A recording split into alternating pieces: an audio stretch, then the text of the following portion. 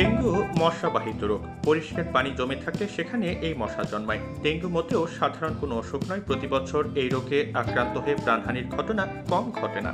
Dengue জ্বরকে প্রথমে বেশিরভাগ মানুষই সাধারণ জ্বর ভেবে ভুল করে থাকেন, কিন্তু এর লক্ষণ আগে থেকে জানা থাকলে চিনতে পারা সহজ হয়।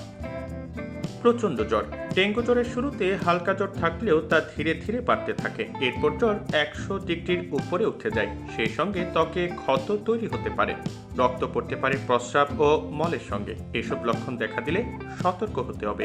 এক্ষেত্রে দ্রুত চিকিৎসকের শরণাপন্ন হতে হবে।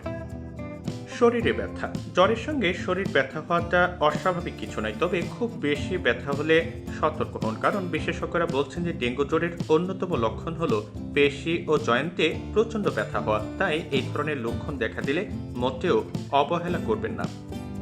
পেট ব্যথা। জ্বরের পাশাপাশি পেটে ব্যথা হলে সতর্ক হন, কারণ ডেঙ্গু জ্বর হলে পেটে ব্যথা ও অস্বস্তি হতে পারে। এই জ্বরে আক্রান্ত হলে তীব্র ব্যথা বা ক্র্যাম্প অনুভব হতে পারে।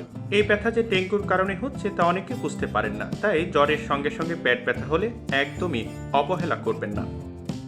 রক্তপাত।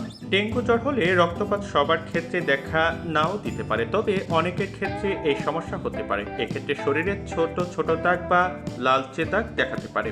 অনেক সময় ত্বক, নাক, এমনকি মাড়ি থেকেও রক্তপাত হতে পারে। শরীরের কোনো অংশ থেকে অস্বাভাবিকভাবে রক্তপাত হতে শুরু করলে দ্রুত চিকিৎসকের শরণাপন্ন হন।